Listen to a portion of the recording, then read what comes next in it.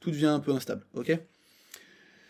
Donc on a des analyses épidémiologiques qui ont montré que on a entre 16 et 64%, et 74% des patients atteints de polyarthrite rhumatoïde qui souffrent d'une atteinte des articulations cervicales, ok?